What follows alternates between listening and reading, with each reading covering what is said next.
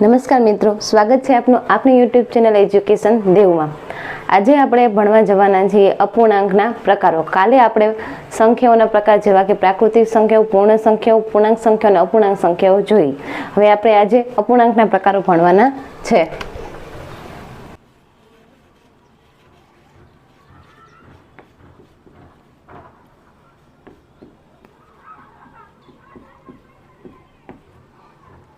અપૂર્ણાંકના total 3 પ્રકાર છે। જે પહેલો પ્રકાર છે એ છે શુદ્ધ અપૂર્ણાંક, બીજો છે એ છે અશુદ્ધ અપૂર્ણાંક અને ત્રીજો છે એ છે મિશ્ર અપૂર્ણાંક।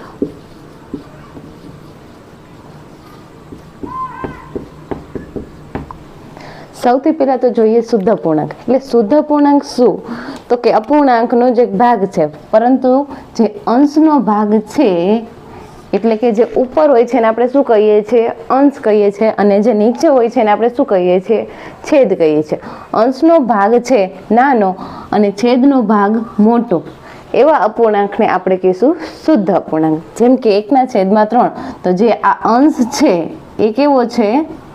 નાનો છે, અને આ જે છેદ છે એ કેવો છે? મોટો છે। એટલે આવા અપૂર્ણાંકને આપણે શું કહીશું?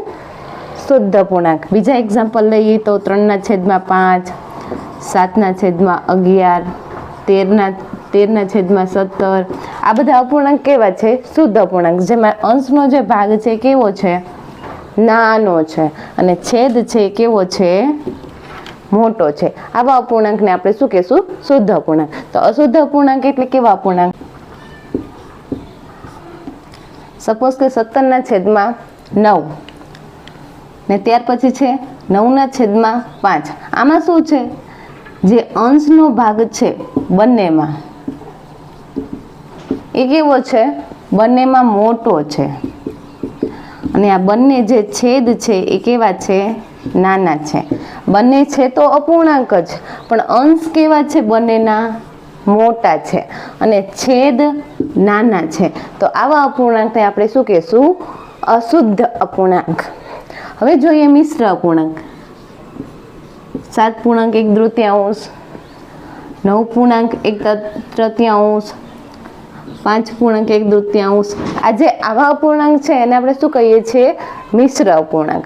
હવે જ્યારે આપણે મિશ્ર અપૂર્ણાંકને સરવાળા બાદબાકી કે ગુણાકાર ભાગાકાર કરવા હોય છે તો ડાયરેક્ટલી કરી શકતા નથી। એટલા માટે મિશ્ર અપૂર્ણાંકને અપૂર્ણાંકમાં ફેરવવા માટે શું કરવાનું છે તો જોઈ લઈએ આપણે એ પણ। સપોઝ કે 7.1/3 છે, તો એને આપણે અપૂર્ણાંકમાં ફેરવવું છે તો શું કરવાનું છે? જે આ પૂર્ણાંક સંખ્યા છે એને છેદની સંખ્યા સાથે આપણે શું કરવાનું છે? પહેલા ગુણાકાર કરવાનું છે। એટલે 7 ને આપણે 2 સાથે ગુણીએ એટલે કેટલા થાય? 14, અને પછી એને આ જે અંશની સંખ્યા છે એની સાથે ઉમેરવાની છે। એટલે 14 + 1 એટલે આપણને કેટલા મળે? 15, અને એની નીચે આપણે જે છેદ છે એ એમનામ મૂકી દેવાનો છે। આ રીતે આપણે મિશ્ર અપૂર્ણાંકને અપૂર્ણાંકમાં ફેરવી શકીએ છીએ। બીજો એક આ અપૂર્ણાંક છે ને આપણે મિશ્ર અપૂર્ણાંક છે ને અપૂર્ણાંકમાં ફેરવીએ 5/1/3, સોરી 5.1/3। હવે જો પહેલા આપણે શું કરવાનું છે? 5 ને 2 સાથે ગુણવાના છે। એટલે 5 × 2 એટલે કેટલા થાય? 10। 10માં ઉપરનો અંશ છે એ એડ કરી દેવી એટલે કેટલા થશે?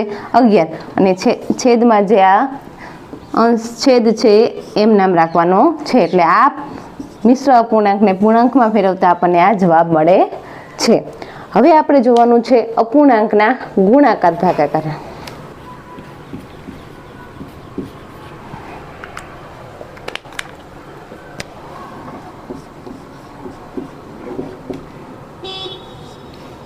આ અપૂર્ણાંક છે એનો ગુણાકાર કરવો તો કઈ રીતે કરવાનું? આ વાત ખાસ યાદ રાખવી। જ્યારે અપૂર્ણાંકનો ગુણાકાર કરવાનો છે ત્યારે આપણે શું કરવાનું છે? અંશનો ગુણાકાર કરવાનો છે, અને નીચે કરવાનું છે છેદનો ગુણાકાર। હવે આ વસ્તુ ખાસ યાદ રાખવી શા માટે જરૂરી છે, જ્યારે આપણે અપૂર્ણાંકનો સરવાળો કરીએ ને ત્યારે આ રૂલ્સ લાગુ પડતો નથી. જ્યારે આપણે ગુણાકાર કરીએ ને ત્યારે જે રૂલ્સ લાગુ પડે છે કે અંશ અંશનો ગુણાકાર થાય અને છેદ છેદનો ગુણાકાર થાય. જ્યારે આપણે સરવાળાનો અપૂર્ણાંકનો જ્યારે સરવાળો કરીએ છીએ ત્યારે આ રૂલ્સ લાગુ પડતો નથી. ત્યારે આપણે ક્રોસ ગુણાકાર કરવો પડે છે. એ આપણે સરવાળા જોશું ત્યારે જોઈ લેશું. બરાબર. અત્યારે આપણે જોઈએ ગુણાકાર. તો અંશનો ગુણાકાર એટલે કે 1 ગુણ્યા 1 અને નીચે છેદ છેદનો ગુણાકાર એટલે 7 ગુણ્યા 5. 1 ગુણ્યા 1 એટલે 1 આવશે, 7 ગુણ્યા 5 એટલે આવશે 35. તો આ રીતે આપણે કરીશું અપૂર્ણાંકનો ગુણાકાર. હજી એક આપણે જોઈએ ઉદાહરણ.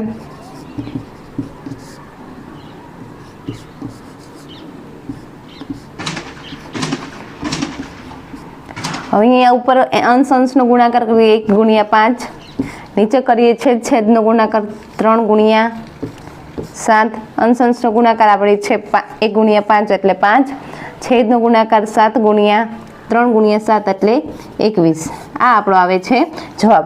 હવે હું તમને 2 સમ આપું છું, જે તમારે એનો જવાબ શું આવે છે કમેન્ટ બોક્સમાં કમેન્ટ કરીને કહેવાનું છે.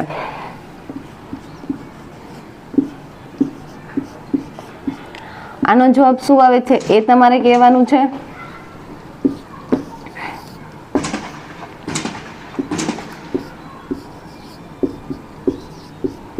અને આનો જવાબ શું આવે છે એ તમારે કમેન્ટ બોક્સમાં કમેન્ટ કરીને જણાવવાનું છે. હવે જોઈ લે કે જ્યારે મિશ્ર અપૂર્ણાંક આપેલો છે અને એને પૂર્ણાંક સંખ્યા સાથે ગુણાકાર કરવાનું કીધું છે તો કઈ રીતે કરવું. સપોઝ કે 7 પૂર્ણાંક 1/3 આપેલું છે, એના સાથે આપણે મલ્ટીપ્લાય કરવાનું છે 2/5. એટલે કે આ જે મિશ્ર અપૂર્ણાંક છે એનું આપણે પૂર્ણાંક સંખ્યા સાથે ગુણાકાર કરવાનો છે. તો શું કરશું? તો ત્યારે પહેલા આપણે શું કરશું, જે મિશ્ર અપૂર્ણાંક છે ને એને અપૂર્ણાંકમાં આપણે ફેરવી દઈશું ને પછી એની સાથે ગુણાકાર કરશું. હવે મિશ્ર અપૂર્ણાંકને પૂર્ણાંકમાં ફેરવવા આપણે શું કરવાનું છે, તો જે આ પૂર્ણ સંખ્યા છે એને છેદની સંખ્યા સાથે ગુણાકાર કરો. 7 3 સાથે ગુણીએ એટલે આવશે 21. હવે એનો છેદ સાથે અંશ સાથે સરવાળો એટલે 21 + 1 છેદમાં 3 એટલે 22/3 જવાબ મળશે. હવે આપણે ગુણાકાર કરીએ કે 22/3 ગુણ્યા 2/5.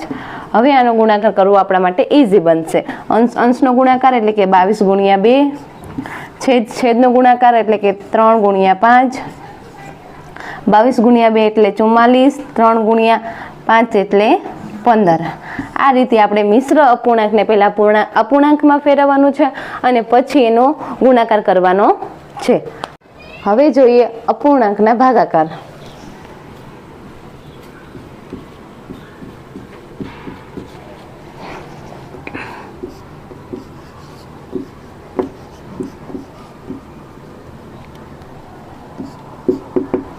હવે જ્યારે આપણને અપૂર્ણાંકના ભાગાકાર કરવાનું કહે છે ત્યારે શું કરવાનું છે, તો જે આગળની જે સંખ્યા છે એને હું એમને એમ રાખીશ 1/3. હવે પાછળની સંખ્યા છે એને શું કરી દેવાની, વ્યસ્ત કરી દેવાની. વ્યસ્ત કરી દેવાની એટલે મતલબ કે જે 2/7 છે એમાં અંશ છે એને છેદમાં લઈ જવાનો અને છેદ છે એને અંશમાં લઈ જવાનો. મેં અહીંયા એ કરી દીધું. જે આ સંખ્યા છે એનો શું કરી દીધું, વ્યસ્ત કરી દીધું. અને પછી વચ્ચે થઈ જશે ગુણાકાર. ભાગાકાર કરવા માટે આપણે શું કરવાની છે, પાછળની જે સંખ્યા છે એને વ્યસ્ત કરવાની છે અને પછી બંને સંખ્યાનો શું કરવાનો છે, ગુણાકાર કરવાનો છે. હવે પાછી ગુણાકારનો નિયમ તો આપણને ખબર જ છે. અંશનો ગુણાકાર છેદ છેદનો ગુણાકાર. 1 ગુણ્યા 7 એટલે કેટલા આવશે, 7. ને 3 ગુણ્યા 2 એટલે કેટલા આવશે, 6.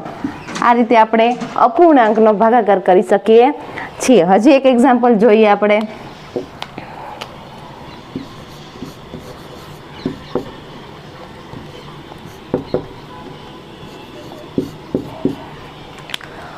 આમાં પણ આપણને ભાગાકાર કરવાનો કીધો છે તો આગળની સંખ્યા છે એને આપણે એઝ ઇટ ઇઝ મૂકી દેશું. જે પાછળની સંખ્યા છે એને વ્યસ્ત કરીને એટલે કે જે છેદની સંખ્યા છે એને ઉપર રાખી દઈશું એટલે કે અંશમાં લાવી દઈશું અને અંશની જે સંખ્યા છે એને છેદમાં મૂકી દઈશું અને બંને વચ્ચે શું કરી દઈશું, ગુણાકાર. હવે ગુણાકારના નિયમ પ્રમાણે અંશનો ગુણાકાર અને છેદનો ગુણાકાર. 2 ગુણ્યા 11 એટલે 22, 5 ગુણ્યા 5 એટલે 25. હવે આવા જ બે સમ તમને હું લખીને આપું છું, એનો જવાબ શું આવે છે તમારે કમેન્ટ બોક્સમાં કમેન્ટ કરીને જણાવવાનું છે.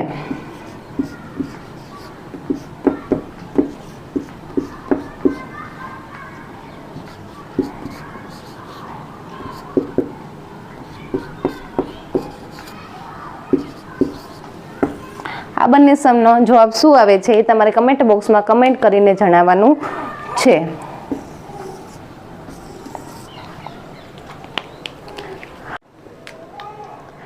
હવે મિત્રો આપણે જોવાના છીએ દશાંશ સંખ્યાઓના એટલે કે પોઈન્ટ વાળી સંખ્યાઓના ગુણાકાર ને ભાગાકાર કઈ રીતે કરવાના છે.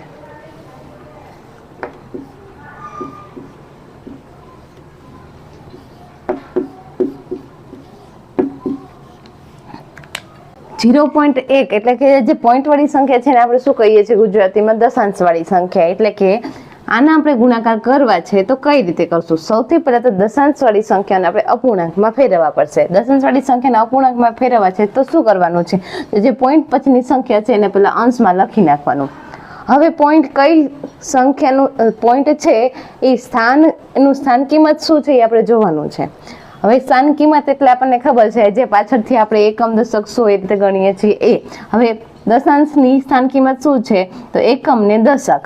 દશાંશની સ્થાન કિંમત છે દશક, તો આપણે અંશની નીચે શું મૂકશું 10. હવે એનો ગુણાકાર કરીએ. 1/10 નો ગુણાકાર આપણે શેની સાથે કરવાનો છે, 3 સાથે કરવાનો છે. હવે આનો ગુણાકાર કરવો છે ત્યારે આપણે શું કરવાનું છે તો કે આના છેદમાં કશું નથી, તો જે પૂર્ણ સંખ્યાઓ છે એ બધી પૂર્ણ સંખ્યાનું છેદમાં 1 તો હોય જ તે.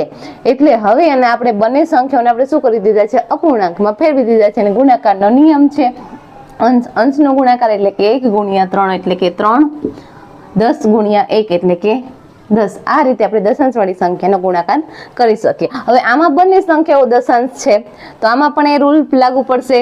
જે પોઈન્ટ પછીની સંખ્યા એટલે કે દશાંશ પછીની સંખ્યાને આપણે અંશમાં મૂકી દઈશું. દશાંશની સ્થાન કિંમત શું છે, એકમ ને દશક, તો છેદમાં આપણે મૂકીશું 10 ગુણ્યા જે આમાં છે પોઈન્ટ પછીની સંખ્યા એટલે કે દશાંશ પછીની સંખ્યા છે 2, એને આપણે અંશમાં મૂકીશું. હવે દશાંશની સ્થાન કિંમત છે એકમ ને દશક, તો અહીં આપણે છેદમાં મૂકીશું 10. હવે આમાં પણ આપણે ગુણાકારનો જે રૂલ છે લાગુ પડશે. અંશનો ગુણાકાર એટલે કે 1 × 2 એટલે 2, 10 × 10 એટલે કે 100. હવે આ જ સંખ્યાને આપણે દશાંશમાં ફેરવવી હોય તો કઈ રીતે ફેરવાય એ પણ આપણે શીખી જઈએ. અંશમાં શું છે 2, એટલે દશાંશમાં ફેરવવી છે તો અંશમાં કેટલા છે 100 છે, તો આપણે અંશમાં કેટલા છે 100 છે, તો એને આપણે 100 ની સ્થાન કિંમત ઉપર દશાંશ મૂકવાનો. આ છે 2 એટલે કે એકમ, દશકની સ્થાન પર આપણે કશું નથી તો આપણે શું મૂકવાનું છે 0, અને 100 ના સ્થાન ઉપર આપણે શું મૂકી દઈશું પોઈન્ટ એટલે કે દશાંશ. એટલે કે આ સંખ્યાને આપણે શું કરી દીધું, દશાંશમાં ફેરવી દીધું. હવે આપણે જોવાનું છે દશાંશ સંખ્યાઓનો ભાગાકાર એટલે કે 0.1 ભાગ્યા 3 હોય તો આને આપણે કઈ રીતે કરવાનું છે. સૌથી પહેલા એ જ રૂલ દશાંશ સંખ્યાઓને આપણે શું કરવાનું છે એટલે કે 0.1 ને આપણે પહેલા અપૂર્ણાંકમાં ફેરવી દઈએ. એટલે આને આપણને ખબર છે 0.1 એટલે 1/10 અને આના ભાગ્યા 3, 3 છેદમાં કાંઈ નથી તો શું છે 1 તો છે જ. હવે આપણે આને એમ નામ રાખી દઈશું 1/10. અહીંયા ભાગાકારને આપણે ગુણાકારમાં ફેરવી નાખીએ એટલે ગુણાકાર પછી જે આ સંખ્યા છે એ શું થઈ જશે, વ્યસ્ત થઈ જશે. એટલે કે અંશ ઉપર આવી જશે અને છેદ નીચે જતો રહેશે. હવે ગુણાકારનો જે નિયમ છે એ પ્રમાણે અંશનો ગુણાકાર અને છેદનો ગુણાકાર. આ થઈ ગયું આપણો દશાંશ સંખ્યાઓના ભાગાકાર. તો મિત્રો તમને અમારો વિડીયો પસંદ આવ્યો હોય તો વિડીયોને લાઈક કરવાનું ભૂલતા નહીં અને તમારા મિત્રો સુધી શેર કરવાનું ભૂલતા નહીં. આવી જ ગણિતના વિડીયો માટે જોડાયેલા રહો અમારી ચેનલ એજ્યુકેશન દેવ સાથે. Thank you.